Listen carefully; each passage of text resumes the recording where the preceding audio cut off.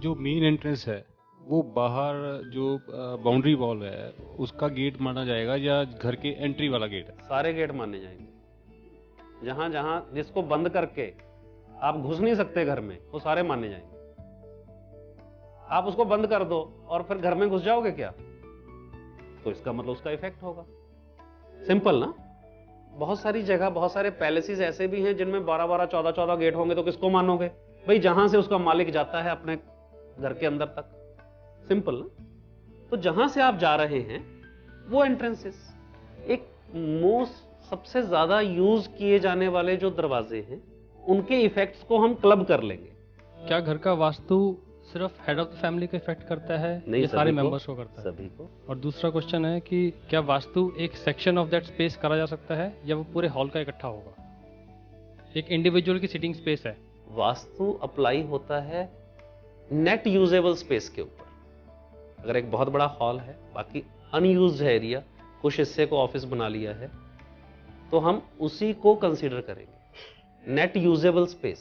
Company में सारे area में कंस्ट्रक्शन है, सीट्स बनाई गई हैं, इंडिविजुअल क्यूबिकल बने हुए हैं, तो क्या एक क्यूबिकल का which is an open space without boundaries उसका वास्तु हो सकता है या पूरे हॉल का? उस पर्टिकुलर व्यक्ति के लिए जो उस क्यूबिकल में बैठा है, उसी के क्यूबिकल में वास्तु हो सकता है, उस पर्टिकुलर व्यक्ति के लिए, उस एक व्यक्ति के लिए, क्योंकि उसका स्पेस नेट यूजेबल तो उतना सा क्यूबिकल ही है ना। राइट। Thank you. घर में 4 एंट्रेंस हैं और उसमें से 2 एंट्रेंस रॉन्ग जोन में है, तो खाली उनको बंद करके ताला लगाने से ही उसका इफेक्ट खत्म हो जाता है या उसको? उसकी रेमेडीज हैं। आप छोटा सा रेमेडी करिए और वो बंद जैसा इफेक्ट आ जाएगा। चाहे खुला भी रहे तो भी बंद जैसा हाँ ही हाँ रहे। हाँ। प्रवेश द्वार के बारे में, जैसे मेन गेट हम बनाते हैं, चाहे वो बिल्डिंग का हो या बाउंड्री वॉल का हो, कायदे से वास्तु के अनुसार इसकी चौखट ही होना चाहिए। प्रायकर 3 मतलब लकड़ी के पत्ते होते हैं, नीचे वाली चौखट को समाप्त कर दिया जाता है। पूर्व में जितने प्राचीन गेट मिलते हैं उनमें चौखट मिलती थी। चौखट मतलब जिसकी 4 भुजाएं लकड़ी की हुआ करती। दहलीज होना चाहिए। इसके बारे में आपका क्या मत? कोई जरूरी नहीं है, कोई जरूरी नहीं है दहलीज का होना। 3 वाला भी रह सकता है, 1 2 3। बिना 3 के भी रह सकता है। नहीं, लकड़ी का तो रहता तो है ही, 3 तो रहते ही हैं। जैसे वहां देखिए, वो लकड़ी सिर्फ दरवाजे के लिए लगाई हुई है, अदरवाइज ये जो दरवाजा है, या अभी हम होटल में एंटर किए, वो ग्लास का डोर बना हुआ है, वो 3 भी नहीं है, जस्ट ओपनिंग है। एक्चुअली वो चारों हैं। एक्चुअली तो बेस है, 2 साइड के हैं और एक ऊपर टॉप है, तो वो चारों मेंटेन रहते हैं, सिर्फ उनके ऊपर मटेरियल नहीं है, वुड या चौखट नहीं है। तो बिना वुड या बिना उसको एक सेपरेट एलिमेंट दिए, चाहे वुड का, चाहे लोहे का या कंक्रीट का, डजंट मैटर, इफेक्ट तब भी आएगा। ट्रेडिशनल वास्तु की किताबों में तो दहलीज का बहुत बड़ा इंपॉर्टेंस रोल बताते हैं कि दहलीज होनी चाहिए। हमने कोई नेगेटिव इफेक्ट नहीं देखे उसके, क्योंकि अपना सारा इवैल्यूएटिव रहा। मॉडर्न टाइम में तो दहलीज होती ही नहीं है। मॉडर्न टाइम में तो दहलीज होती ही नहीं है, और पुराने आप जितने भी देखें, जितने सब में दहलीज होती है। उसके रीजन थे, मतलब वो ज्यादा स्ट्रक्चर के साथ रिलेटेड है, इफेक्ट्स के साथ रिलेटेड नहीं। बट उसको वास्तु के इफेक्ट के साथ कर दिया गया कि महल देखें तो महलों में भी दहलीज होती है। दहलीज का इफेक्ट शास्त्र में कहीं नहीं लिखा हुआ। You can just give me a book. Vishwakarma Prakash में नहीं है, मैमतम में नहीं है, दहलीज का इफेक्ट नहीं है। दहलीज के इफेक्ट नहीं बताए हुए, चौखट के दूषित होने का अच्छा या बुरा प्रभाव बताया गया। एक वास्तुविद्या करके पुस्तक है। कौन सी? वास्तुविद्या वास्तुविद्या। हाँ, करेक्ट करिए जी। हाँ, और उसमें चौखट चढ़ाने के मुहूर्त के साथ दहलीज का वर्णन है, उसके अलावा और कहीं नहीं है। पर यह नहीं लिखा हुआ कि दहलीज अगर नहीं होगी या खंडित होगी तो उसका अच्छा या बुरा कोई प्रभाव है। वत्थु वीजा की बात कर रहे हैं आप। वास्तुशास्त्र का ही एक गुजराती में ग्रंथ है, हिंदी में। हाँ, वो हिंदी में भी आ गया और होगा। उसके साथ में मुख्य दरवाजा 2 पल्ले का होना चाहिए। हम इफेक्ट दहलीज के की बात कर रहे हैं, दरवाजों की नहीं। नहीं, उसके साथ में सर। हाँ, उस सेक्शन में दिया हुआ है, पर दहलीज का दोष नहीं दिया हुआ, मैं ये कह रहा हूं। मॉडर्न कॉन्टेक्स्ट में आप बिना दहलीज के बिल्डिंग बना सकते हैं और वो शुद्ध हो। बहुत सारे ऑफिसेज ऐसे हैं जिनके दरवाजे हम बाहर को खोलते हैं, राइट? बहुत सारे ऑफिसेज ऐसे जो चाल में धीरू भाई अंबानी का दफ्तर था उसका दरवाजा बाहर को खुलता था, बॉम्बे चाल में जहां वो रहते थे। बाकी लोग जो बॉम्बे में हैं वहां जाके देख लेंगे, वो दरवाजा बाहर को खुलता था, आपने देखा है। तो इसका मतलब यह है कि नए शास्त्र में यह लिख देना चाहिए, अगर धन आकर्षित करना है तो दरवाजा बाहर की ओर खुलना चाहिए। सिंपल ना भाई, बाकी तो पता नहीं, ये तो लाइव है, ये तो रियल है ना। So this is a fact. Purpose क्या है, जब दरवाजा बाहर की तरफ खुलेगा, घर का दरवाजा, कभी आज तक मैंने देखा नहीं 20-21 साल में, कभी ऑफिसेज के जरूर होते हैं, क्योंकि ऑफिसेज का दरवाजा खोल के एक तरफ करके फिक्स कर दिया, कोई भी आ जा रहा है। तो अंदर या बाहर खुलने को लेकर वास्तुशास्त्र के प्रभावों में कोई अंतर नहीं। क्वेश्चन ये है कि जितने भी हमारे वास्तु शास्त्र लिखे गए हैं पुराने ज़माने के हिसाब से लिखे गए हैं, जब हमारे पास लाइट नहीं होती थी, जब हमारे पास एयर भी ठीक से सर्कुलेट नहीं होती थी, अब आज की डेट में जब हमारे पास पूरी लाइट्स है, इलेक्ट्रिसिटी है और एयर के लिए प्रॉपर कूलिंग फैंस है सब, तो कितने रिलेवेंट है हमारे पुराने शास्त्र इस समय और कितनी ज़्यादा एप्लीकेबल है? ब्यूटीफुल क्वेश्चन किया। जब हमारे पास लाइट्स हैं, बिजली है, पंखे हैं, वेंटिलेशन प्रॉपर है, तो वास्तुशास्त्र कितना रेलेवेंट है? जो पुराने ज़माने का सिविल और आर्किटेक्चरल पार्ट है वो तो आज रेलेवेंट नहीं है। वास्तुशास्त्र का सिविल एंड आर्किटेक्चरल साइंस से बहुत ज़्यादा संबंध नहीं है। वास्तुशास्त्र एक फिलॉसफी है जिसमें उन्होंने ये कंक्लूड किया है कि किस दिशा में क्या होने से, दरवाजा किस दिशा में कितने डिग्री पे होने से क्या इफेक्ट्स प्रोड्यूस होते हैं, इररिस्पेक्टिव ऑफ वो कौन से मटेरियल का है, उसमें चौखट लगी है कि नहीं लगी, उसमें पल्ले 2 हैं या 3 हैं, वो स्लाइड होके खुल रहा है कि कैसे है।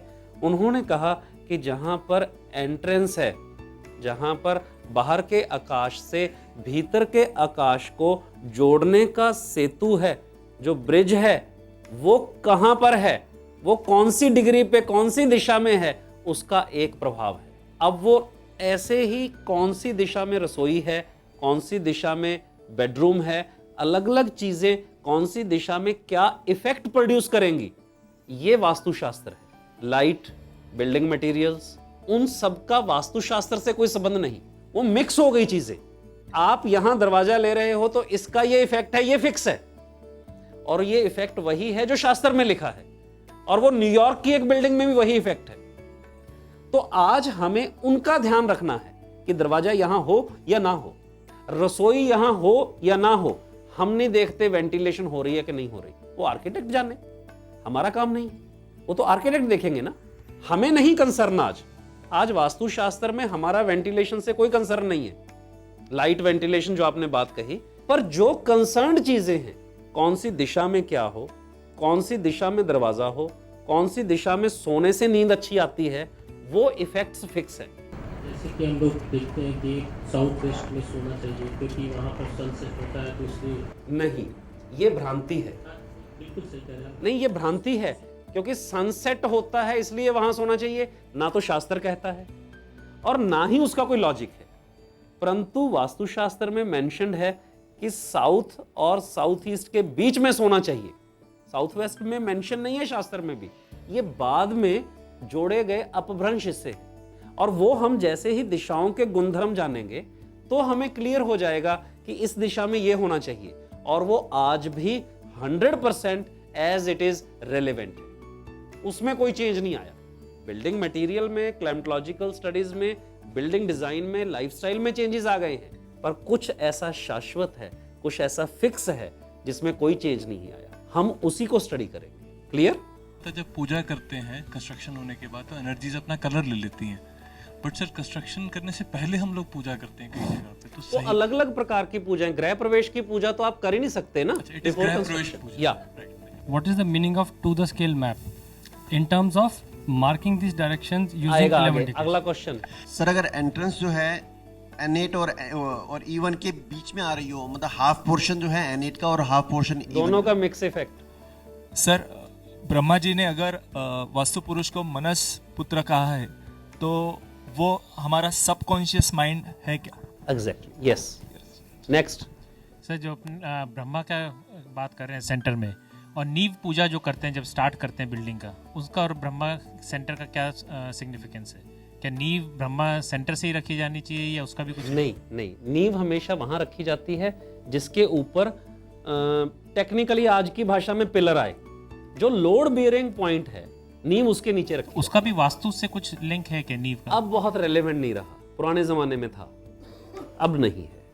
क्योंकि पहले तो ये था कि किस डायरेक्शन में नींव पहले रखनी है और वहां से बिल्डिंग शुरू करनी है। वो आज भी है। वो मुहूर्त का सूर्य के हिसाब से है, वो एक अलग चीज है। अच्छा। वो अलग चीज है। हाँ सर, हमने ये पहले सवाल पूछा था और बाद में हमने एंट्रेंस के ऊपर ध्यान दिया। क्या हम ये भी कर सकते हैं कि हमने घर में घुस के एंट्रेंस देखा और हम सिम्टम्स बताएं कि आपकी एंट्रेंस यहाँ है, तो ये हो सकता है? प्रैक्टिस जब हो जाए उसके बाद ऐसा हो सकता है, क्योंकि फिर वो बायस हो जाएगा, उसको लगेगा सारा आप ही देख के भाई साहब आप ही कर दो, and you will miss the point. मैं यही पूछना चाह रहा था कि इस तरह से मैं क्या कह रहा हूँ, let them speak, because then you will get language of space. नहीं तो क्या होगा, वो एक गलत परिपाटी है कि जाके बोलना शुरू कर दिया। वो आदमी को लगता है हो सकता है हमें ना प्रॉब्लम हो, आने वाली हो, आप तो ब्रह्मा जी हो, आप जो बोल रहे हो सब सही है, हम अपनी ना बोल लें, इन्हीं की सुन लें। वो मानसिकता गलत है, लोगों की भी और कंसल्टेंट्स की भी। नहीं, डॉक्टर को आप ही बीमारी बताइए तो ही आपका इलाज होगा। आपका इलाज तभी संभव है जब आप बताओ।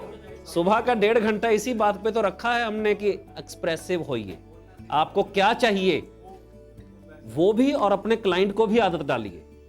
और हमारे विषय जो हैं उनका कचरा इसीलिए हो गया क्योंकि लोग डिफरेंट ड्रेसेस पहन के, तिलक विलक लगा के, रंग बिरंगी मालाएं पहन के, अंगूठियां हाथ में 5-4 पहन के, वो ऐसा ड्रामा करके जाके डरा देते हैं आदमी को। यार उससे बाहर आ जाओ, बहुत हो गया।